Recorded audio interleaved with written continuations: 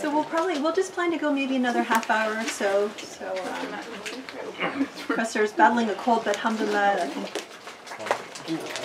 it's been amazing. Rebel so, him. yes. Did you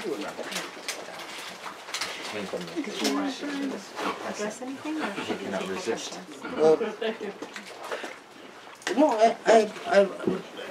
one of the questions that just came was about one of the conversations rather was about the seerah of the Prophet, and one of the things that I was just saying this, that one of the things that really weighs heavily on me is that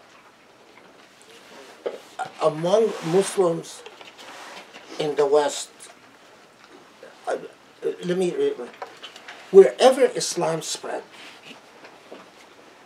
and this is when you look from the Muslims, again, wherever Islam spread as a cultural phenomenon, hand in hand, there was a culture of love for the Prophet Muhammad ﷺ.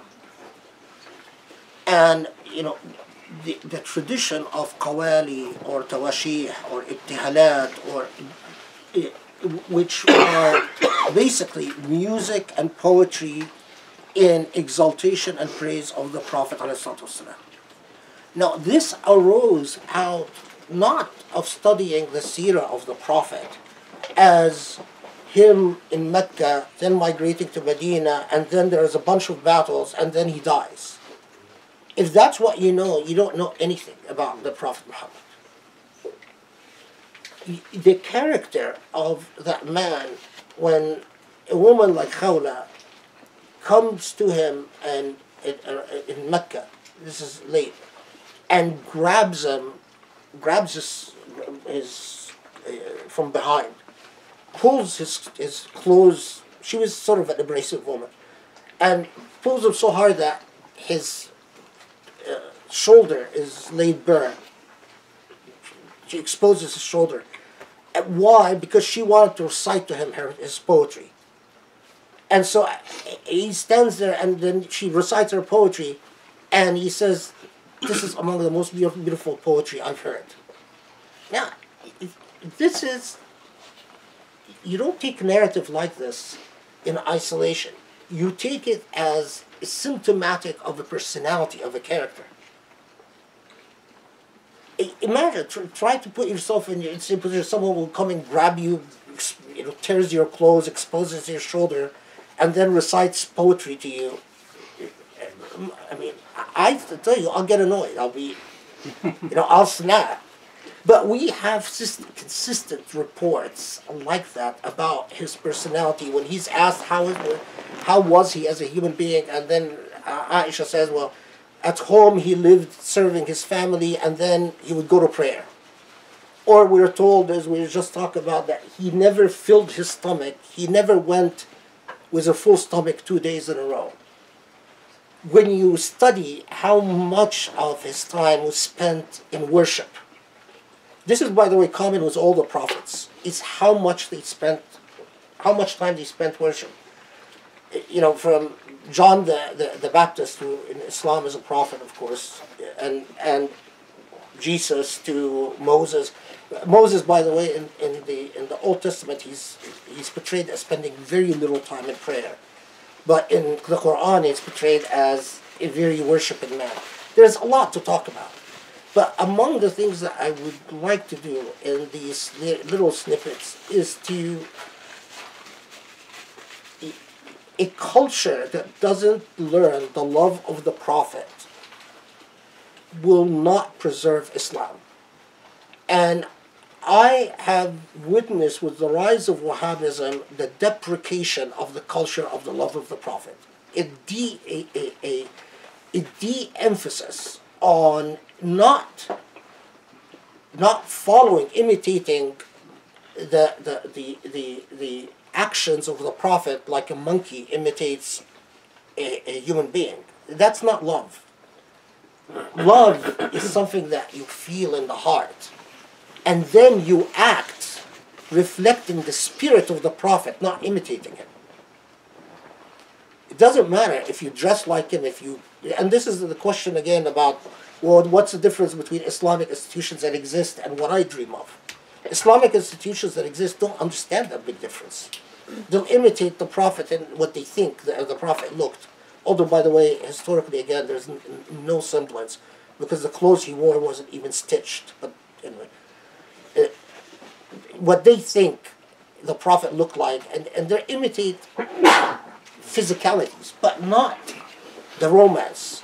Wherever Islam spread, there was an appreciation of the spirit of the Prophet and what that offered. We, modern Muslims, especially Muslims in the West, truly lack that. Because if it existed, Muslim women would be complaining about Muslim men. I mean, if you were married to someone like the Prophet, look at his conduct, living his entire life, never raised his voice a single time, never bossed. In fact, as Matt tells Abu Bakr, that they would argue with him until they would completely frustrate him. I mean, I'll tell these stories later, but there's so many stories that you can study about the Seerah that can reintroduce you to the moral paradigm offered by Muhammad ﷺ, which is in a logical continuum in the personalities of the prophets, of the Abrahamic prophets. They all complement each other like a symphony. You want to understand the divine symphony, you study the character of all the prophets. Because when you study one of them, you're only getting a tune or one instrument. But the entire divine symphonic performance is from all the characters of the Prophet that teaches you a nuanced moral paradigm for dealing with the world in which you live in. And if you do, you shine beauty. Again, the Usuli Institute, what I dream of is that it would translate that from talk to a reality. So that there would be a symposium on the ethical character, I mean, for instance, or a seminar in which we study what the various ethical characters of the various Abrahamic prophets were. What ethical paradigm did they offer humanity? Much of that work was disrupted since colonialism, because there are some pre-modern texts that we can reclaim, but much of the work needs to be done anew. In other words, simply regurgitating the historical works is not enough. Is this inspiring you or depressing you?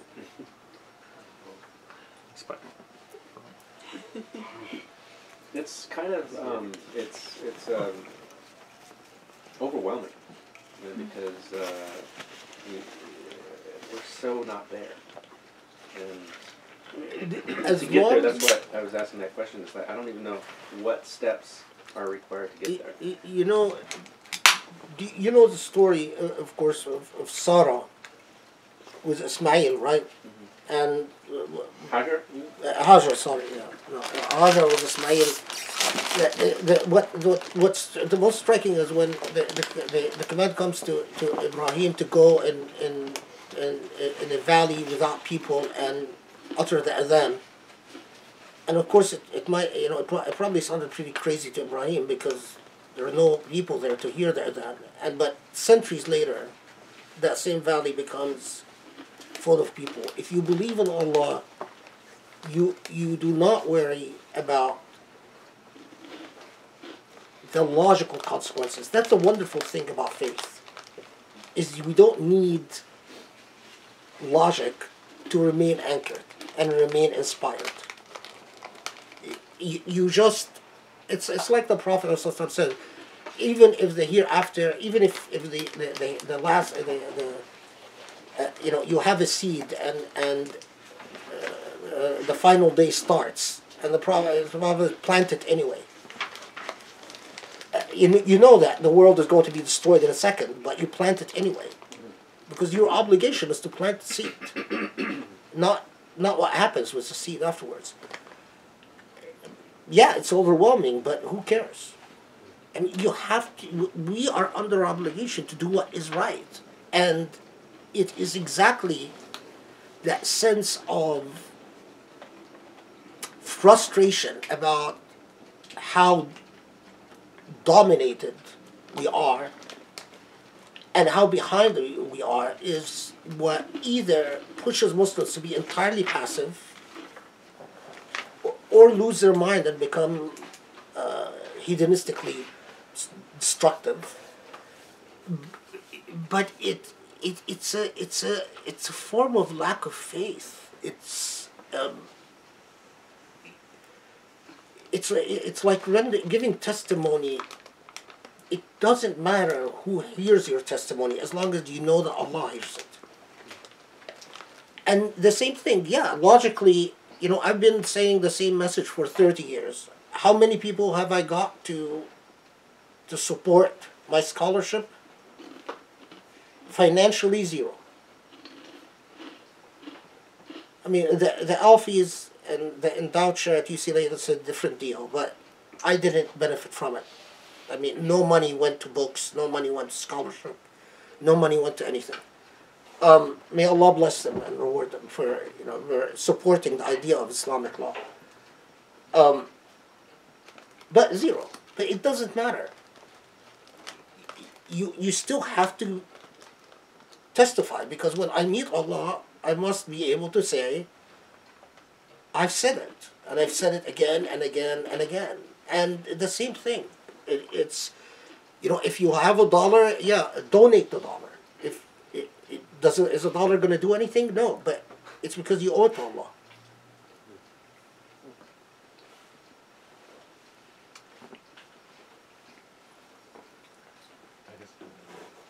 More questions? Good.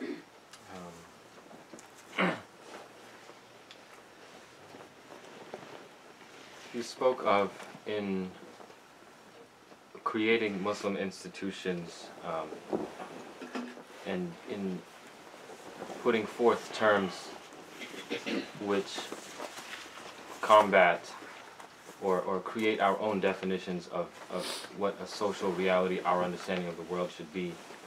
And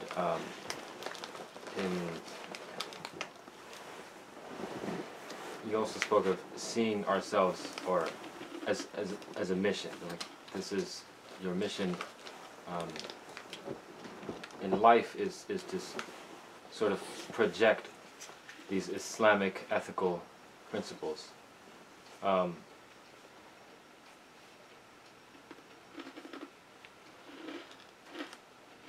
How does that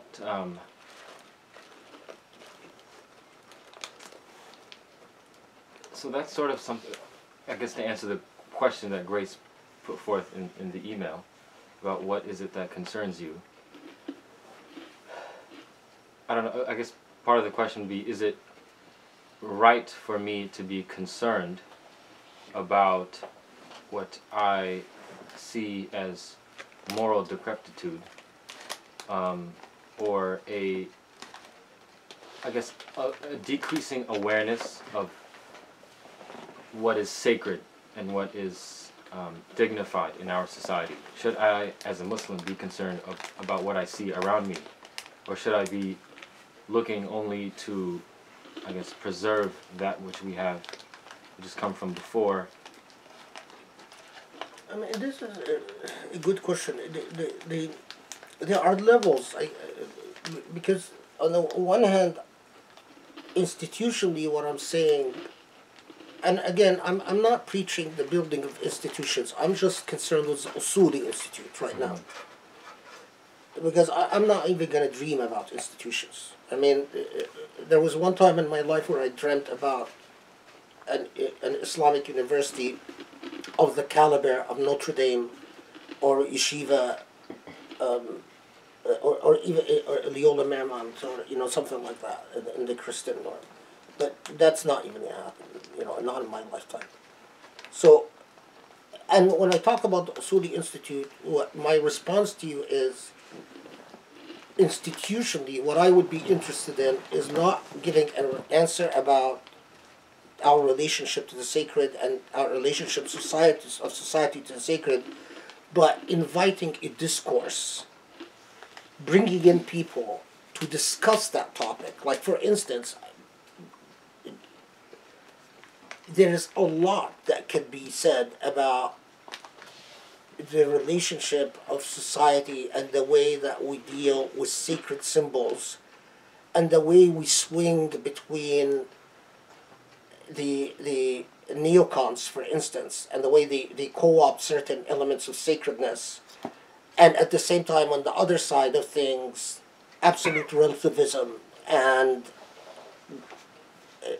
in which nothing becomes sacred except certain ideas like liberty, which becomes sacred in itself, and the coherence of that. What I'm interested in institutionally is to get people who are very smart to talk about this and to nurture a discourse that can start educating me as a Muslim.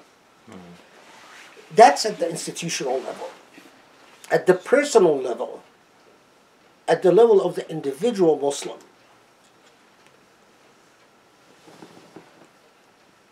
I don't know how we can be pious Muslims without being concerned about the de-evolution or the deconstruction of sacredness. But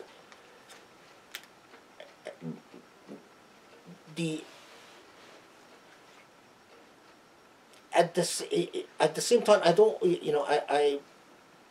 the way I see sacredness is as embedded, and again, all I can do is present my own vision, because I that's all I have to offer, for whatever its sake. We'll take it or leave it. Doesn't. Is I don't believe that in any.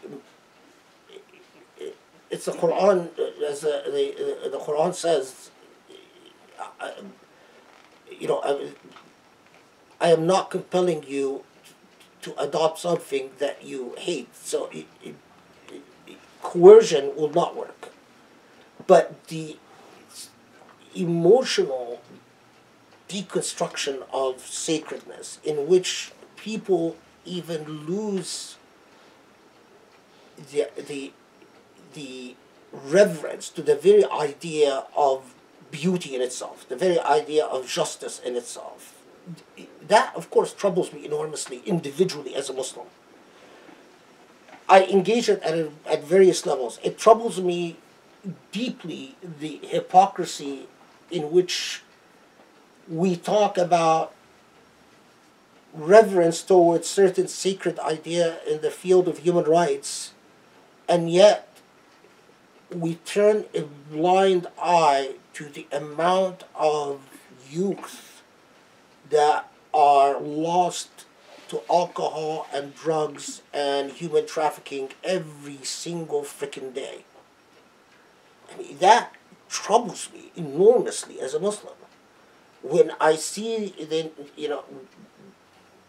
discourses about feminism, but yet I see the extent in which the number of women that are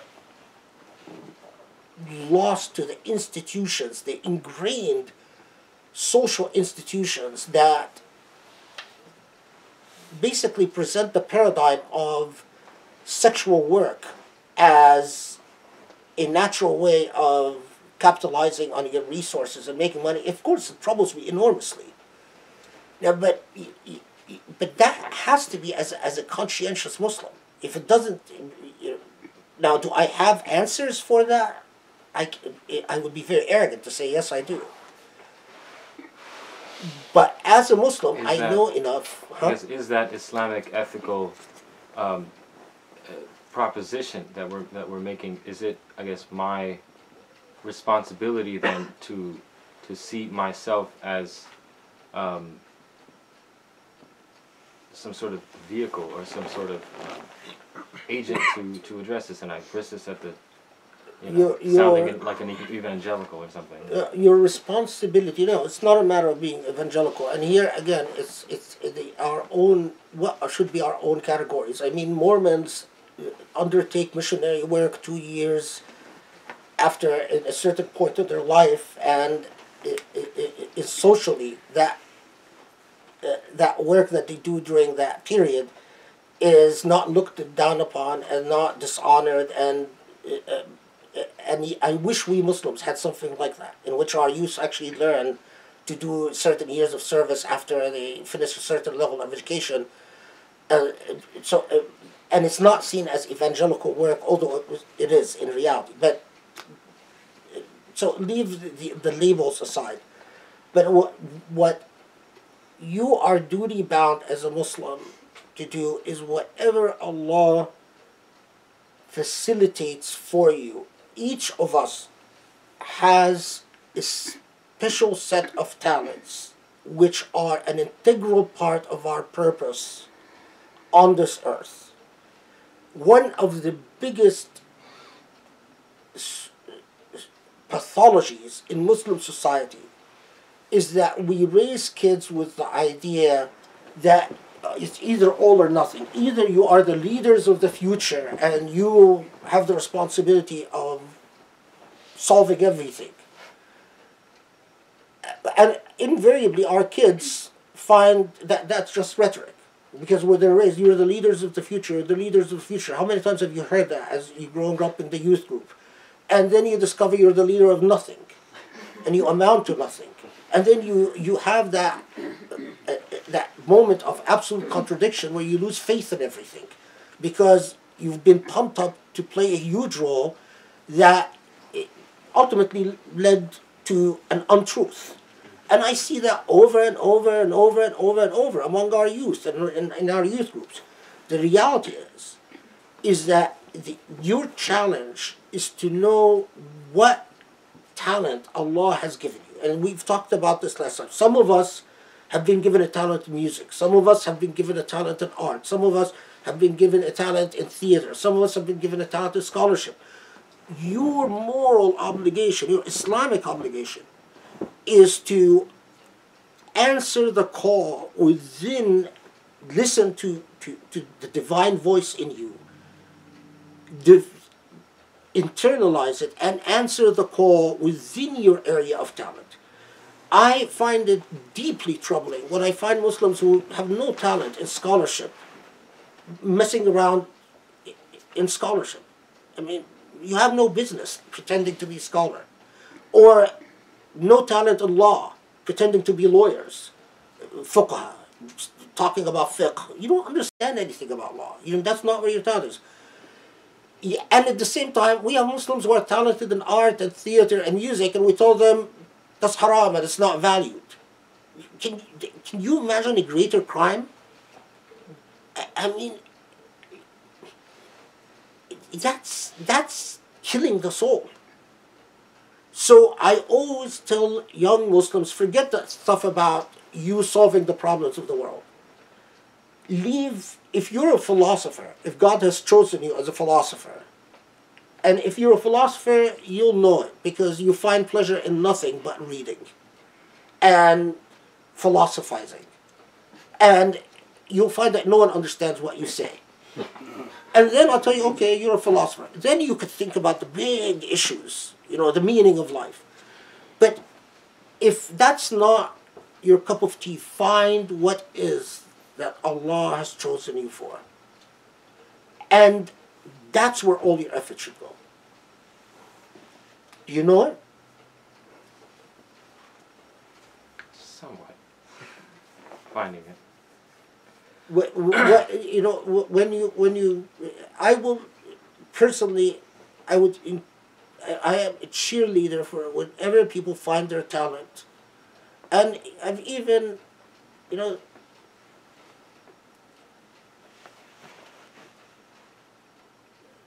sometimes I'm quite radical in that.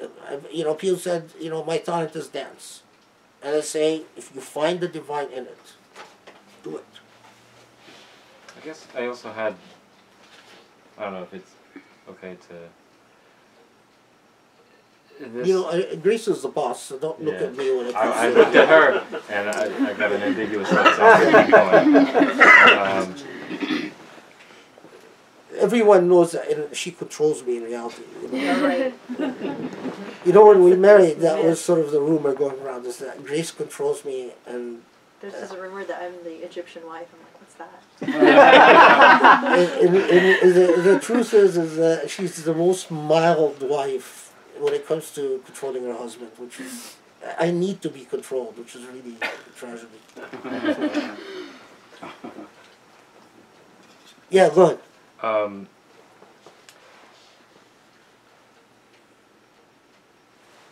So this whole, I guess now we're talking again institutionally.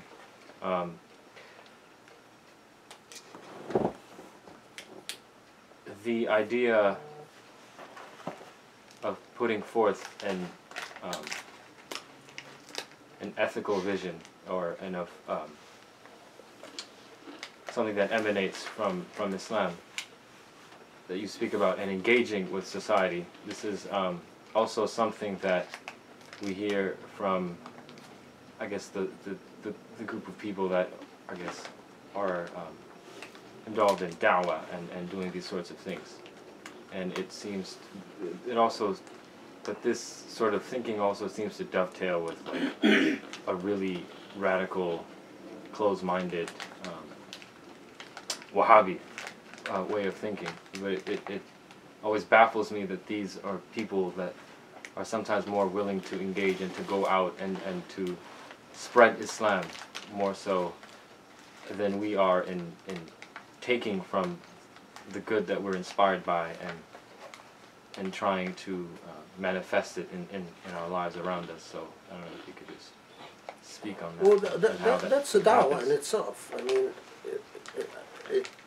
if you truly internalize Islamic ethics in your own character, you're a walking beacon of dawah. The issue, I mean, what the subtext in what you're saying is the skepticism that comes when bad ethical principles are claimed.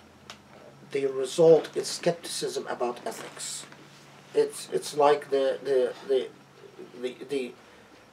crisis that followed Nazism and fascism about objectivity in itself. Nazis claimed objective ethics, but they were just bad ethics. And the reaction to that was the rise of positivism and absolute moral relativism, which doubted that there are any objective ethics at all. Now, that is a reaction that had its own problems, because it was the swinging to the other side. The rise of Wahhabism amongst us has infected many of us with an allergic reaction to Islamicity. I mean, that I encounter a lot with Muslims that talk about political Islam. They're scared of Islamicity, because whenever they think of Islamicity, they think of totalitarian, dictatorial models. Iran, Saudi Arabia, and honestly, because I do believe in the devil I don't just believe in one devil, I believe in many demons. If they're sitting somewhere in a cave, they would be laughing their head off, because what a more successful coup against our celebration of our faith. I mean, we read in the Quran that Muhammad was the last, and even our Salah al-Ibrahimiyya, which we repeat at every prayer, right? Listen to the words of, we all do the Salah al-Ibrahimiyya in prayer, right? Listen to the majestic words that start out with angels confronting Muhammad as the symbol for humanity, and say, peace upon us, angels. The unity of the temporal and the divine. I have to give halaqas about prayer because Muslims don't even know the meaning of prayer anymore. Peace be upon us, the bearers of the heavens. No,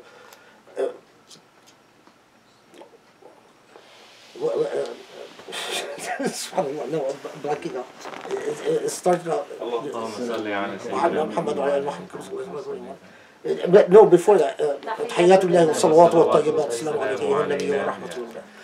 So it started out with the very first greeting, and then the greeting of the angels upon the Prophet Muhammad as representative of the human legacy, and then peace upon us and peace upon you. And then after the testament of faith, we immediately go to witnessing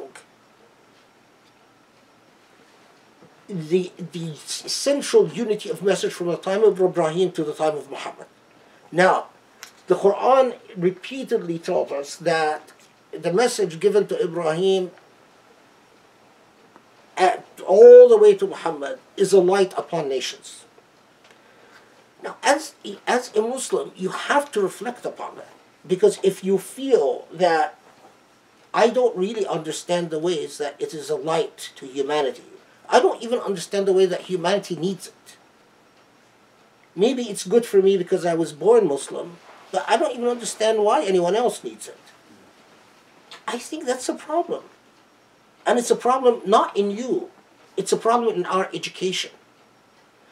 There is a very good scholar, the guy that I call Ahmed the genius. He is a genius. I mean, this guy. Calm genius? Huh? Calm genius? I just call him Ahmed the genius, but He doesn't know his last name. Yeah. So I'll say, oh, so-and-so emailed you. He's like, who's that? I said, Ahmed the genius. Oh, okay. he's. I mean, if he would have been born Christian or Jewish, he would become a celebrated scholar. But now, but to his great misfortune, he was born more Muslim. So, but he's clearly his genius exceeds me with many levels. But one of the things he's done is a very fascinating. They developed a cognitive test. It's like a lie detector machine. You know, where they ask you a question and it knows whether you're telling the truth or not. So he did this study where he administered a test to all these Muslims, and very religious Muslims, asking them, do you believe that Islam presents a gift to humanity? Do you understand the way? And what he discovered is that most Muslims are lying when they say, yes, I do. It's a remarkable study. I mean, it's remarkable. His test is very brilliant. I mean, I read the methodology. Now, to me, that it's a serious crisis in identity. And what I don't know if the Usuli Institute has the answer. That's not it. But I want the Usuli Institute to be the vehicle for developing an answer. Because I can tell you, when I read our predecessors, when I read the Razi, when I read Ibn Rushd, when I read Ibn Tufayl, when I read Ibn Bajjah, they had, within the epistemological paradigms of their age, it was clear to them the way that Islam is offering humanity something. Within the epistemological paradigms, what I don't like about a lot of institutions, Muslim institutions that are built today, is that we go and we study the epistemology of Razi as if it is the epistemology of our day and age. What made Razi, and what made Ibn Rushd, and what made Ibn Bajjah, is that they mastered the epistemological paradigms of their age. And if they were born today, they would be reading the scholars of today. They wouldn't be reading the scholars of centuries ago. That is when I find a Muslim scholar who is presented as a great thinker, and I say, what do you think about the Rawlsian theory of justice? And they say, who? That to me is a huge problem. You don't know the Rawlsian theory of justice? The whole world is talking about the Rawlsian theory of justice. And now don't get me started on activists, because activists convince kids that they're the leaders of tomorrow without even having to do the homework. And even tell you that scholars live in their ivory tower. How many times was that said about me? Oh, Khalid, he lives in his ivory tower. Well, guess what? This type of attitude has left us far, far behind. And if Muslims in the West are not at the forefront of a solution, we're missing a real opportunity. Because we have relative freedom. We don't have the secret police, at least so far, until Trump sets up concentration camps for us. We don't have the secret police knocking down at our door. If Trump sets up the concentration camps, well, it might be a completely different discourse. Excuse me. In your writing and in your talk, you often describe Islam or ascribe Islam with beauty.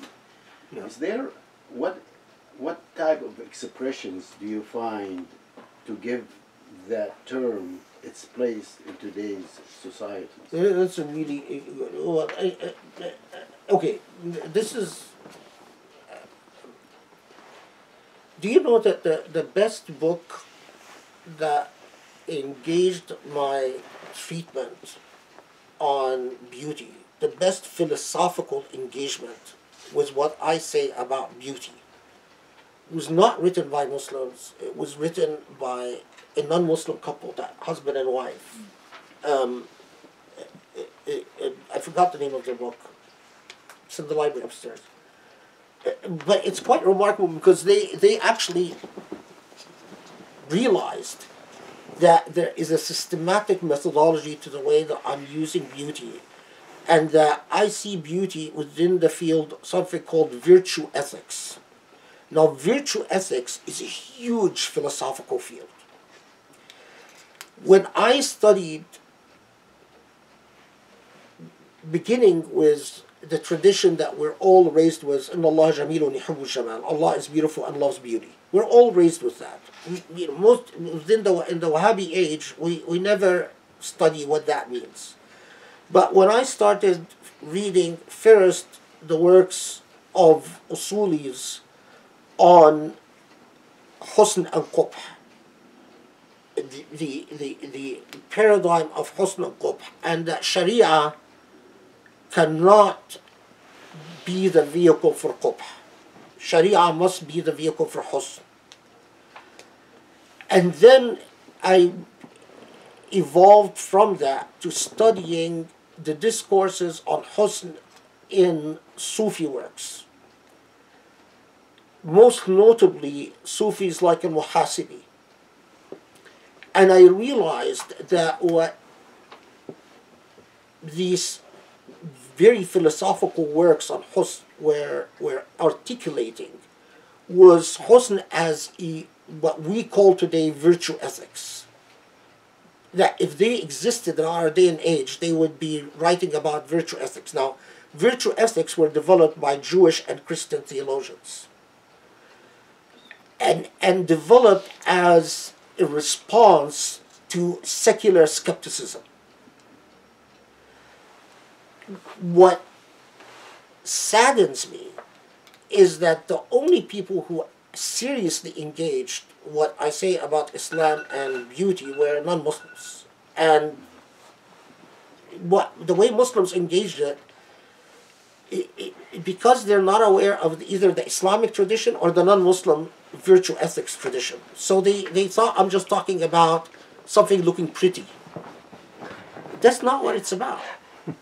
Beauty as a virtue, it's a way of saying that ethics is not just about what you do or not do, but it is about an additional obligation to affirmatively accomplish what is good.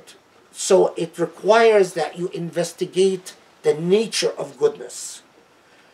Now, the nature of goodness is anchored partly in justice, and again, I mean, this is all for, if we're talking philosophy, it could take us many hours, as I'm sure you should know. It's anchored in justice, but justice is a necessary condition, but not a sufficient condition for goodness. So, if you have justice, it's necessary for goodness, but it is not enough for goodness. And then we talk about what would be enough for goodness. That's what a sort of the short introduction to virtue ethics. What strikes me is that Muslim thinkers articulated the same ideas centuries ago, but suddenly, with the advent of colonialism and the rise of Wahhabism, it all dropped. To the extent that today when I talk about husn, most people have no clue what I'm talking about. But we go back again to the point of overwhelming or not overwhelming. I mean, if I thought about the consequences, I would never have written anything about beauty. I insist on documenting it and let what happens happens. I mean, maybe centuries later, someone will say, "Oh, this guy was talking about what Muhasibi was talking about. Let's make the connections." I mean, who knows? This is all in Allah's power, not in mine. But the obligation is to testify. And that's the connection. It's husn and qubh is the short end of it. Now, Qadi Abdul Jabbar, the book, this is a habit where I always point to book. The Sharif moved the books around. It used to be over there. But Sharif. You thought you didn't know. Let's go, come on. You thought you didn't know. Faisal gets the credit for the good work all around. oh, that's true. Both of them moved the books around. He has a volume, it's a 6-volume work, but he has a volume, it's about 1,500 pages, on husn and qubh that are amazing, on the relationship between Sharia and husn and qubh.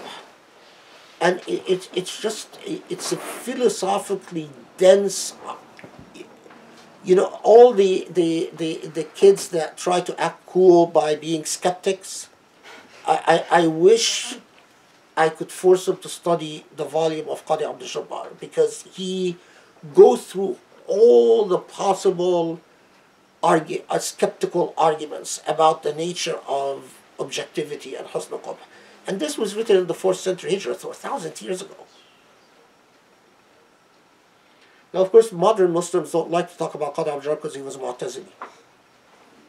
You know, and we were all raised that Mu'tazili is haram and all that, which is nonsense, of course.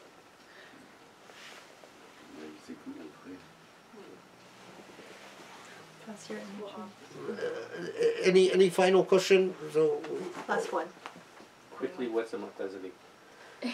Mu'tazili was a theological sect. It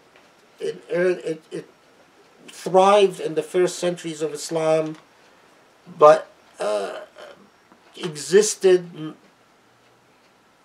a good 800 years and then eventually became extinct, which in short said Islam is not just 5 pillars, Islam is 6 pillars, and the 6th pillar is the duty to enjoin the good and forbid the evil. They emphasized the intimate relationship between monotheism and justice, so they were known as Firqat al-Adl wa Tawheed. And they also emphasized the intimate relationship between Sharia and reason, and argued that reason and Sharia cannot contradict each other. That if there's something, and we're often accused, accurately in many cases, of putting reason above text. So if the text seemed irrational, they would interpret the text to remove the irrationality. It was the group that was very active in the translation of the Greek tradition to Arabic and just saving it because then after it was translated from Arabic to Latin, from Greek to Arabic to Latin, and also studied and celebrated the works of Aristotle. And there are some fascinating manuscripts that I have that must be preserved about by Mu'tazili scholars trying to prove that the Prophet Muhammad and Aristotle had the same personality. Which, I mean, it twists the arms of history, but I think they're very fascinating historical documents. You know, they say, oh, Aristotle was, if he would have existed at the time of the Prophet Muhammad, they would have been best of friends, and because they more or less said the same thing, and, you know, of course it's, but they're intellectually very interesting. Fan fiction. From a scholar's eye, it's what you spend your whole life studying one of these texts, and it's worth it. You know, most of our life, what's good about our life is based on fiction. Fiction gets a bad rap. I didn't say anything. I was just Fiction, poetry, literature, surface observation. theater. It's actually, the more factual we become, the more modern facts we become, the more boring and dull we are. The more we are creative and we are able to imagine. And that's why when we stopped imagining fantastical creatures and flying carpets and monsters in the river, we became so dull as human beings. We lost so much. I think he doesn't know you have 600 horror films over there. Yeah. Yeah, he knows the cool stuff in this library. I have one of the best collections by a Muslim on everything that Muslims wrote on the world of Islam or theology and the occult. So, you know, everything from books on the language of jinn, on how to make jinn come. I have a very interesting treatise on what you do if a jinn has a crush on you. What you do if you want to marry a jinn. Jinn. Yeah, I once had years ago sort of a Wahhabi type guy. I was telling him about this collection, and he's having epileptic fits and told me to burn it.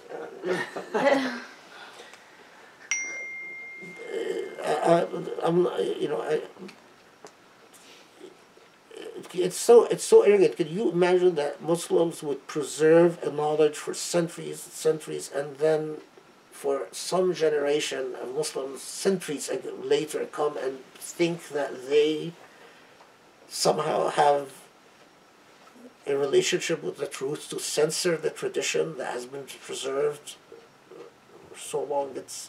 That takes a big ego. An ego that it's hard to imagine. It's like these guys were destroying stuff in Syria, like the Wahhabis did in Saudi Arabia, all the historical monuments that are being destroyed. I don't know a people in the world who destroyed their history like we do.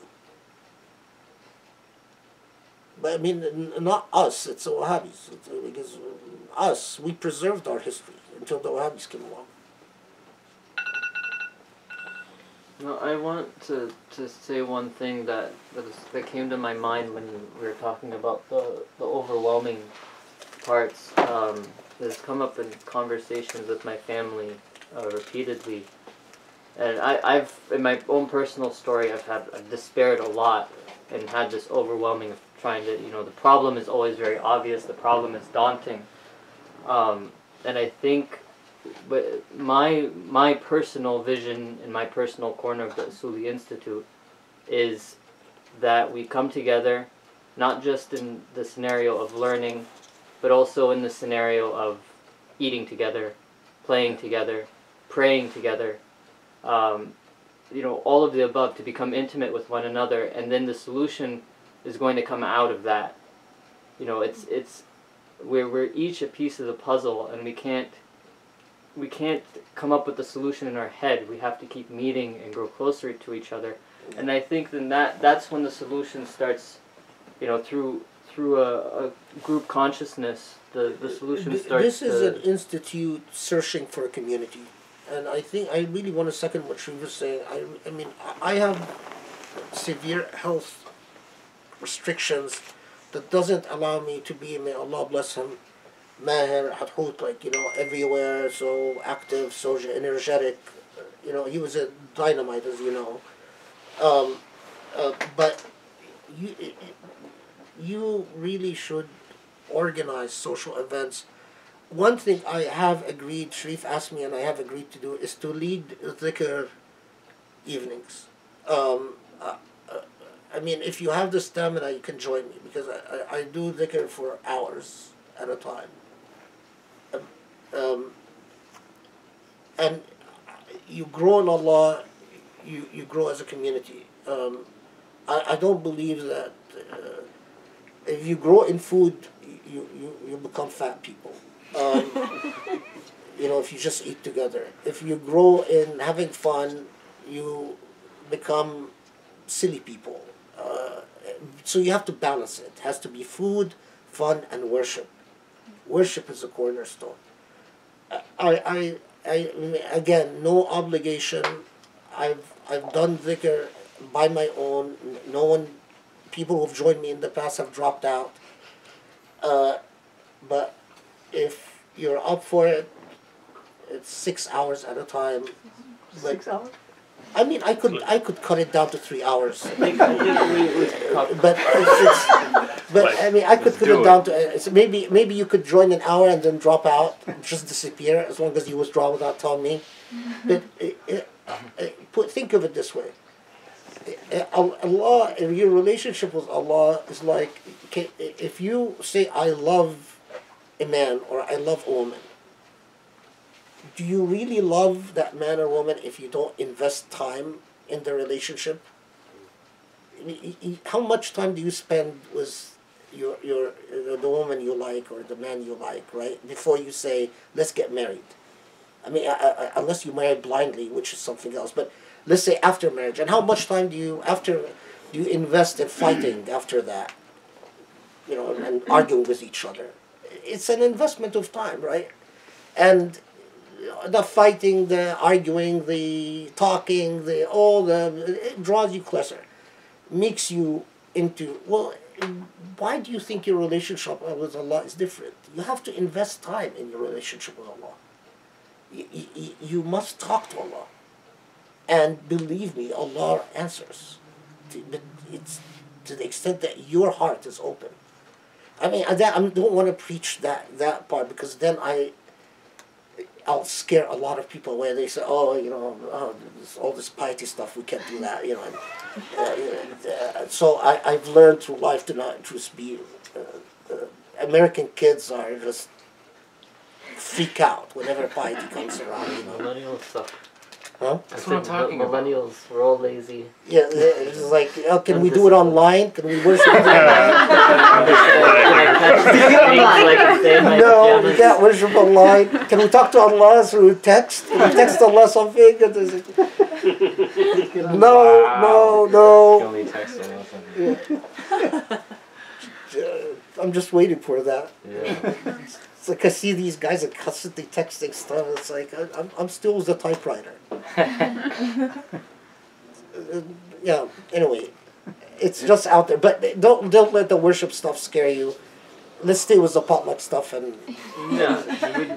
Community building. We'll get together and I think we'll find the solution together. Inshallah, we'll become more clear. How often do you do that? as often as my health allows. I wait till my wife falls asleep.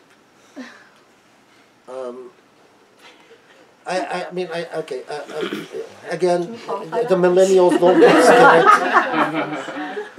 The millennials don't get scared, but you get to the point where I long for it. the minute I can, the minute the night falls, I long for it. Is that an indicative of the depth of Islam and spirituality? Is in an endless, it allows everyone to go wherever spiritually he can and has no limits. It has no limits. It's absolutely, I mean,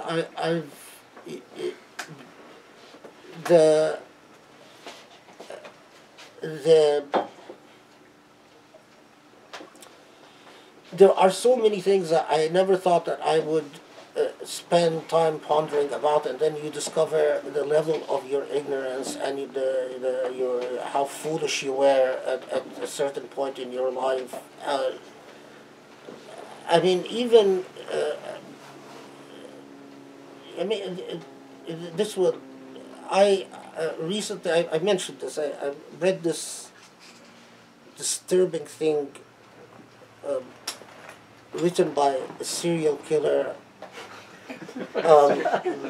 He wrote stories. He was a deputy in Florida and a policeman in Florida, and he killed about 30 women. And he wrote stories that was published by his ex-wife after his death. And I want to understand. I often want to understand the nature of evil. And of course, when you read something like that, you could imagine the conversation that you have with Allah about it. I mean, the people that suffered, the stories of the suffering, the confrontations that you know, Muslims get upset because I called my book Reasoning with God. How can you say you reason with God? Well, I befriend God. I reason with my friend. But I do it not out of arrogance. I know who's boss, always. And my friendship with Allah is always expressed in tears. But it's trust. It's a loving, trusting relationship in which I not dare take my friend for granted. You know, the expression in Arabic is khalil, which is not exactly friend, but a friend and a love, khalil. There are some expressions in Arabic that just are beautiful, like Khalil, Khalilullah. Yeah, it's endless. And one of the things that you know, when we teach our kids that the limits of your spirituality is your salah, and do the sunnah of the Prophet, but they don't know how to express their emotions within prayer. You just think you do the salah and the sunnah. They never talk to Allah, and that of course suffocates them. And you find some very strange things, like, you know, people who appear very pious in public, and then you get to know them and you discover that in their personal lives it's a complete paradox, and so on. That's the key to a relationship with Allah is what I'm convinced is humility.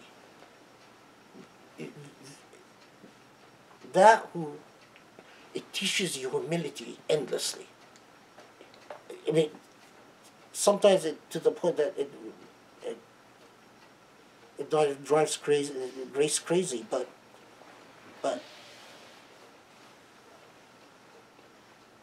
you know, she always has to give me pep talks. But it's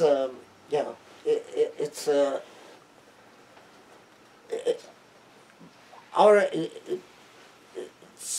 modern spirituality, the way we teach kids spirituality, unless they're raised within Sufi communities, is another thing that I think a lot of American kids miss. And that's why they don't grow up with that passion. You know, they don't have a sense of confidence about their salah, their siyam, because they really don't understand what it's all about anyway. Am I right? Yes, sir. which another halaqah, inshallah, I'm going to talk about the meaning of salah. Yeah, that's so So our Okay, my next, friends. thank you. Our next Halaqa, inshallah, will be February 3rd. So in a month. And, I'll send an email out. So everybody So, Sharif, you're in charge of the community building. Yeah. You have become Expect a emails. community building officer now. I'll gladly accept. Thank you. Very good. Thank you guys. Thank you very much. Assalamu alaikum.